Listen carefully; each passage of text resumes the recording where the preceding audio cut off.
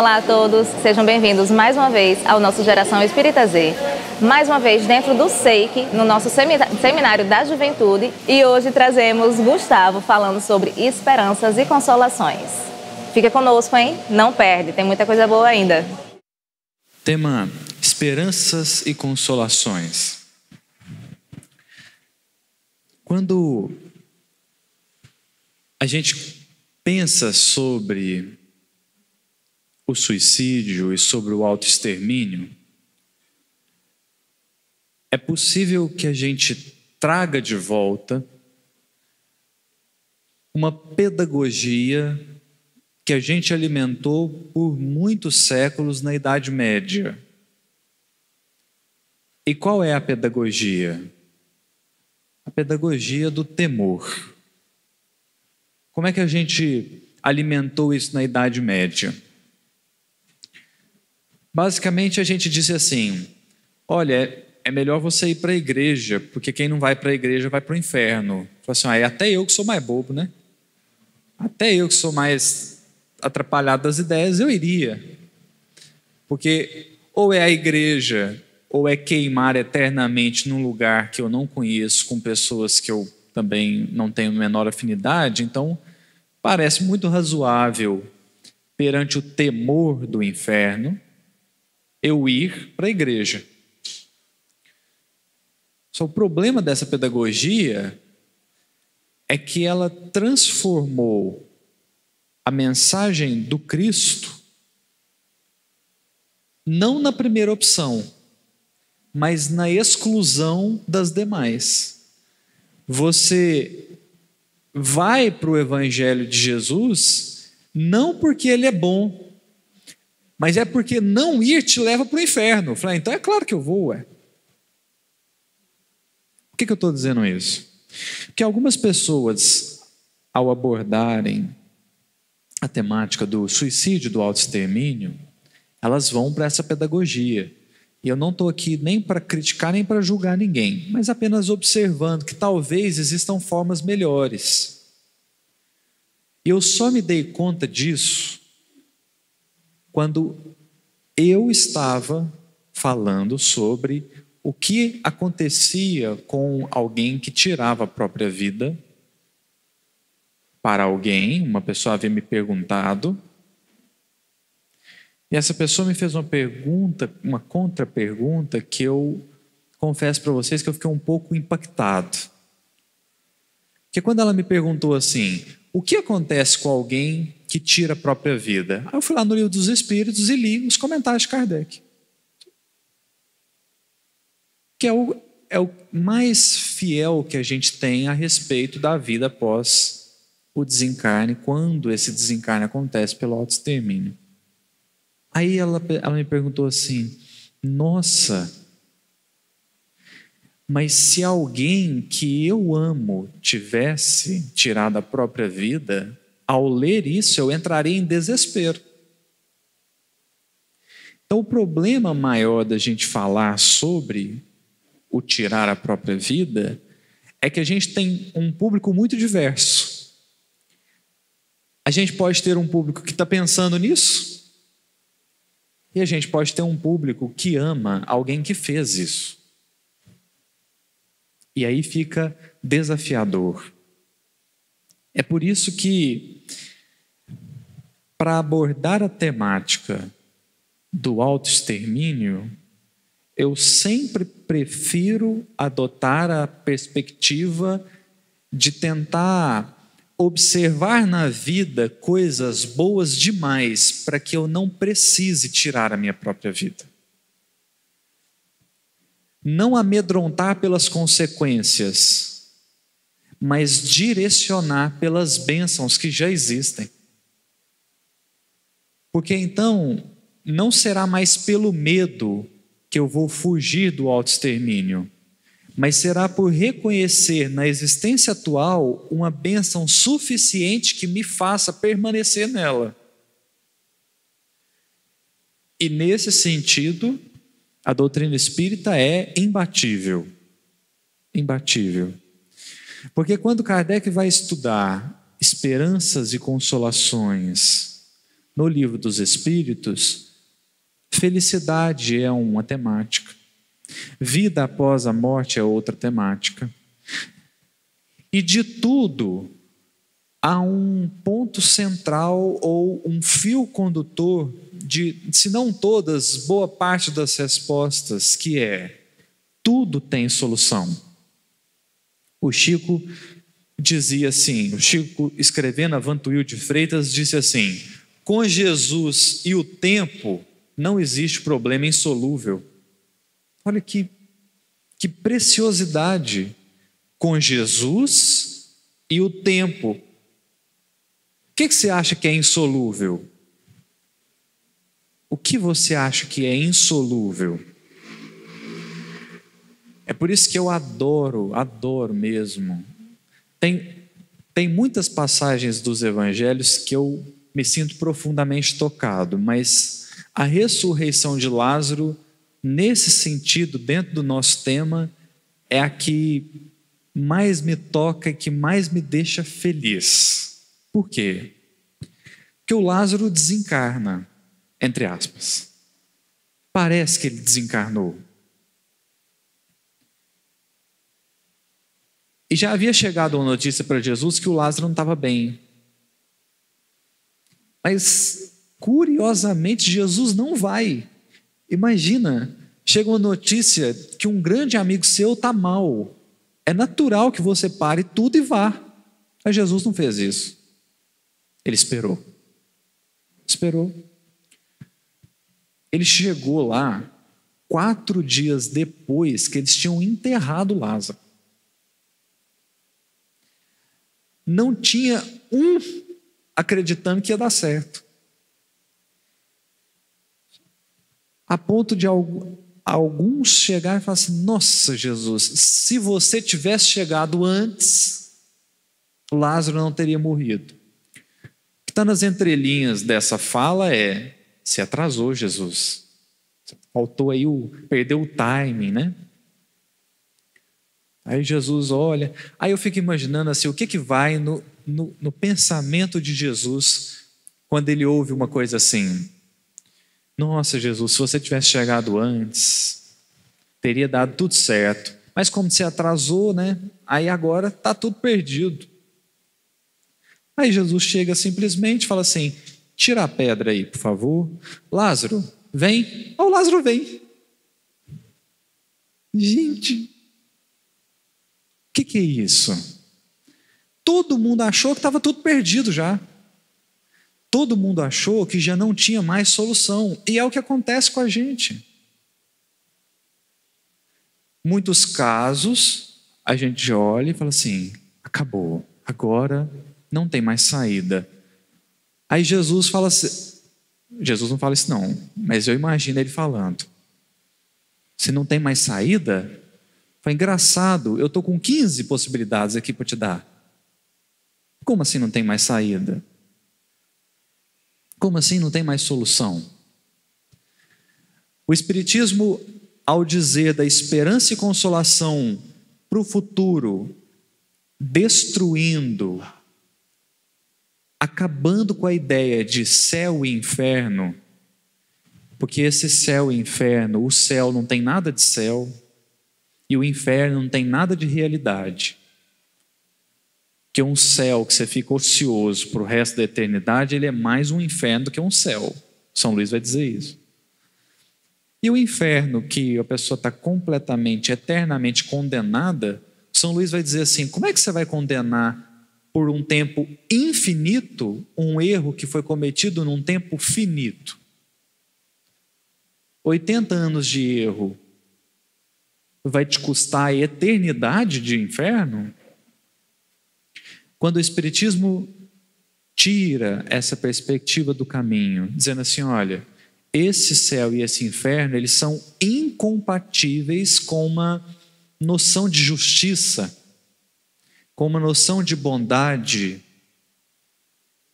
porque esse céu e o inferno fariam do Criador um ser menor que muitas criaturas. Muitas criaturas já não são capazes de condenar eternamente alguém. Como que o Criador, sendo soberano, faria? E ao nos dizer que com Jesus e o tempo não há problema insolúvel, a doutrina espírita também apontou que não há razões para fugir do problema. Não precisa fugir.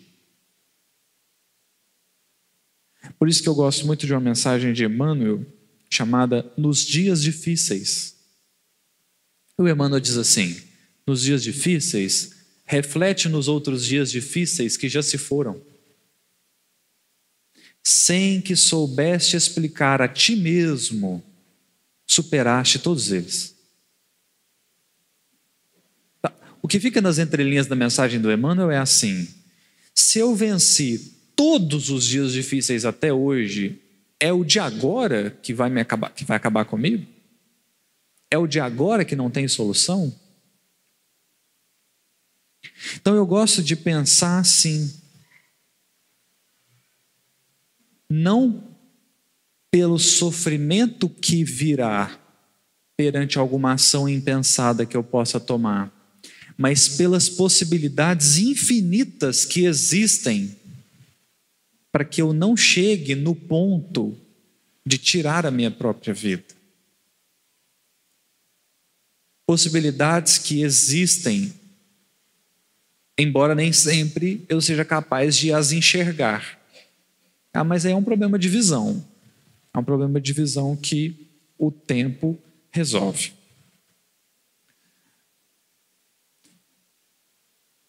Mas mais do que isso, para além disso, eu queria trazer uma outra mensagem de Emmanuel, que o pessoal fala que o Emmanuel é muito rígido. Eu não sei de onde que eles tiraram isso. Que o Emmanuel é muito rigoroso. Eu não acho, não. Nem com o Chico. Eu achei ele razoável. Ele sabia. Emmanuel sabia o tamanho da tarefa. A gente é que não sabia. O Chico acreditou que era 30 livros, pensa. O Emmanuel sabia até onde ia chegar. Mas há uma mensagem do Emmanuel que eu acho ela extremamente consoladora. E o Emmanuel aqui não faz o papel do pai superprotetor que quer fazer de conta que não existem erros no filho. Aqui o Emmanuel faz o papel do amigo. Do amigo que, naquele momento em que você acha que você é um nada, aí ele chega e fala assim: não, você está errado.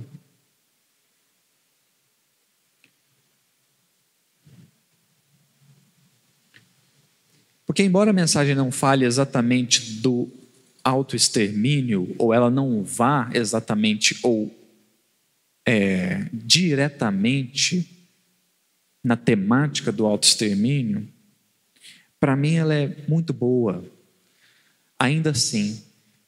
Porque algo que eu tenho notado, podendo conversar com alguns espíritas, é que a gente tem feito do espiritismo um torturador prometido e não um consolador prometido. Como se o espiritismo, na verdade, ao invés de me dar a luz e a direção, estivesse me dando um chicote para eu me sacrificar e me martirizar no lugar que eu estou. Estou dizendo isso? Uma amiga minha uma vez falou assim: eu comecei a ir para o psicólogo depois que eu virei espírita. Eu falei assim: então você está fazendo errado. Então você está fazendo errado. Ela falou: não, porque eu comecei a descobrir o tanto que eu era ruim. Eu falei: não, mas espera aí, calma aí, não é assim não. Nós somos ruins mesmo, mas tem jeito. Né? Tem jeito. E tem tempo. Porque isso também faz parte da consolação que o Espiritismo traz. O Espiritismo não aplaude o erro. Ele só não condena quem errou. Isso é diferente. Então, eu não vou ler a mensagem toda, embora eu recomende a leitura, porque eu acho ela fantástica. Está no livro Paz e Renovação. Queria comentar um pouquinho do título, daí vou ler os parágrafos iniciais e o final. O título é Anotação em Serviço. Ou seja, não é algo que isso aqui que o Emmanuel vai escrever, não é algo para quem está parado. Anotação em serviço. Não é para quem está inerte. Não é para quem estagnou-se. Não é para quem decidiu conservar as próprias forças. Não é para quem decidiu reter as bênçãos que já recebeu. É alguém que está em serviço. Corrigir-nos, sim, e sempre. Condenar-nos, não. Correção, sim. Precisa corrigir. Só não precisa condenar. Corrigir-nos, sim e sempre. Condenar-nos, não. Valorizemos a vida pelo que a vida nos apresente de útil e belo, nobre e grande. Mero dever melhorar-nos, melhorando o próprio caminho em regime de urgência. A melhoria é urgente. Todavia, abstermo-nos do hábito de remexer inutilmente as próprias feridas, alargando-lhes a extensão. Então, fala assim, eu sou vaidoso, eu detectei em mim vaidade. Aí o Emmanuel fala assim, corrija a vaidade, ué. Aí fala assim, mas é óbvio, se eu detectei a vaidade, eu vou corrigir a vaidade. O problema é que tem muita gente que fala assim, nossa, meu Deus, eu sou vaidoso. Jesus amado, eu sou o pior ser humano do mundo, olha como que eu sou vaidoso. E a pessoa não sai disso nunca. Ela fica se condenando pela imperfeição moral. Melhorar-se é um dever, mas remexer feridas da alma inutilmente, aí é perda de tempo. E aí Emmanuel vai começar a chamar atenção não pela extensão da estrada que a gente ainda tem que percorrer, que não é pequena. O que ainda virá pela frente não é pequeno. Mas o que o benfeitor começa a chamar a atenção é o que a gente já fez. Isso é importante. Isso é bem importante. Então ele diz assim, somos espíritos endividados de outras eras. E evidentemente, ainda não nos empenhamos como é preciso ao resgate de nossos débitos. Então, todo mundo endividado perante a lei, todo mundo cometeu erros gigantescos, isso não está em discussão. No entanto, já reconhecemos as próprias contas com a disposição de extingui-las. Isso já é alguma coisa. Virtude não possuímos, contudo, já não mais descambamos conscientemente para a criminalidade e vingança, violência e crueldade. O que o Emmanuel está dizendo? É porque assim, existe o ideal. Platão falava, né? Às vezes é traduzido como mundo das ideias, mas talvez a melhor tradução fosse o mundo do ideal. Aquilo que é o perfeito. Existe o perfeito.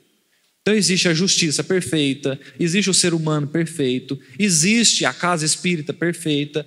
Isso existe no mundo do pensamento. No mundo do pensamento. Então existe o ideal. O que é o ideal? O ideal é o que Jesus faria no meu lugar. O que Jesus faria no meu lugar? Esse é o perfeito. Mas muito distante do perfeito, existe o que eu faço. Está distante. Mas o problema não é a distância que existe entre o perfeito e o que eu faço. Porque essa distância sempre existirá. Ela precisa existir. É essa distância que me permite renovação, que me permite avanço. É quando eu conheço algo melhor do que eu já tenho. É por isso que eu avanço, que eu tenho noção de algo melhor. O problema não é a distância que existe entre o perfeito e o que eu faço. O problema é a distância que existe entre o que eu faço e o que eu já consigo suportar. Em nenhum momento os Espíritos vão pedir para a gente ir além das forças que a gente tem. Eles só vão pedir para a gente não ficar aquém das nossas forças. Eles só vão pedir para a gente não ficar aquém. Então, como é que eu vou descobrir as minhas próprias forças? Tentando. O erro não é relevante. O erro quer dizer que eu tentei. O erro quer dizer que eu me arrisquei, eu achei que eu ia dar conta e não dei. Isso não tem problema. Isso faz parte do autoconhecimento.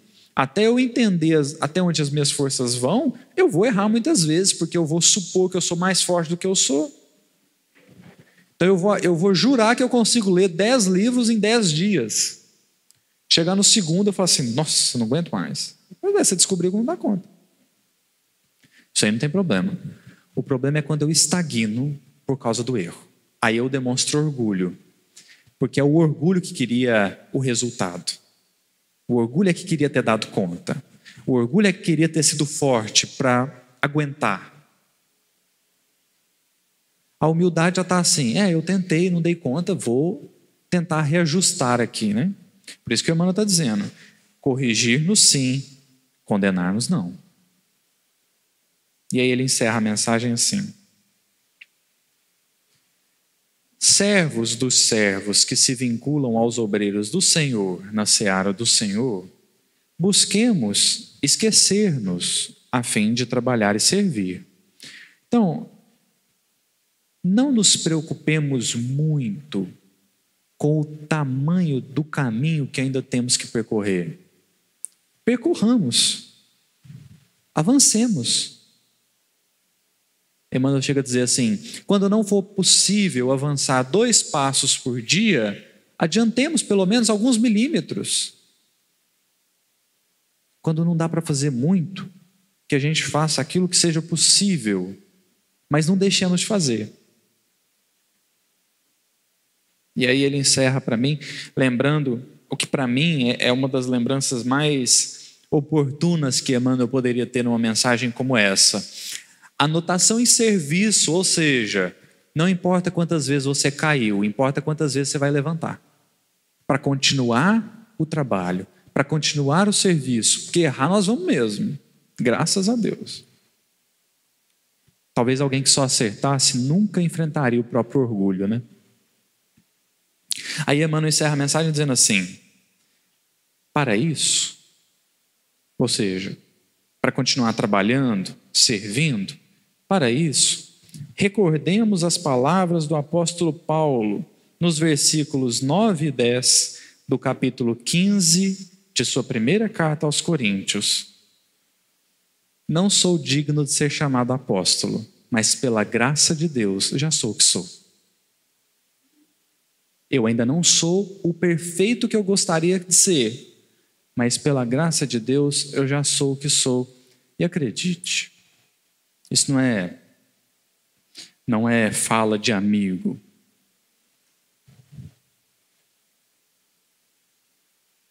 Nós já alcançamos muito.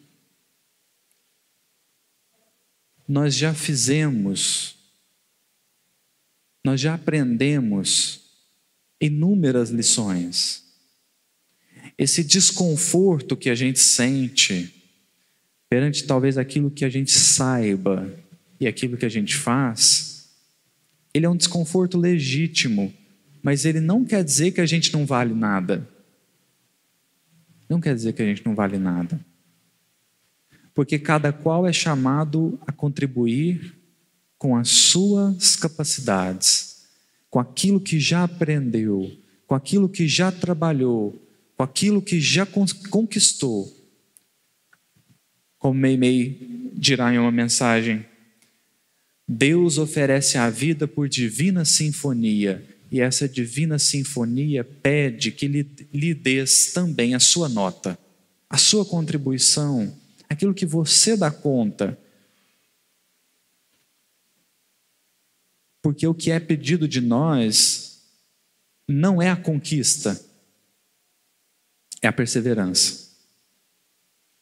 Nem sempre é sobre alcançar, mas sempre será sobre nunca desistir. A gente para descansar, a gente dá um tempo, a gente muda um pouquinho as atividades, mas não esquece o propósito. Porque o propósito não está só no resultado. Não é só o resultado que vale, é também o caminho. Por isso que Jesus diz: eu sou o caminho.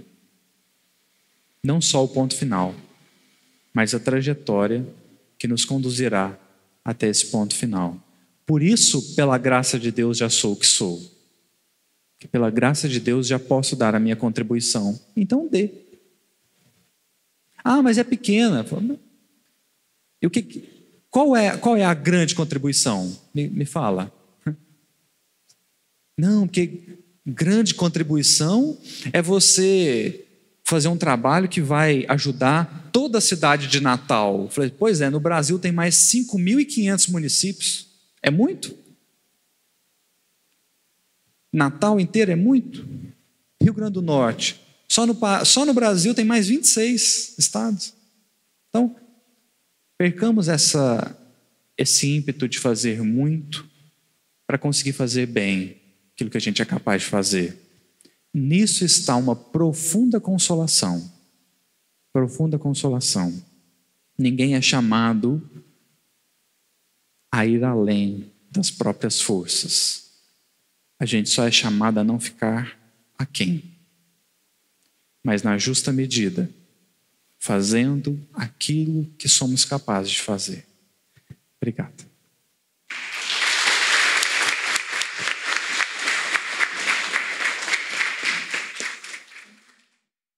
E aí, gostou da palestra? Nos vemos na próxima quinta-feira, então, com o Vitor Hugo falando sobre combatendo as sombras, ainda dentro da temática de suicídio. Não perde, que tá muito legal.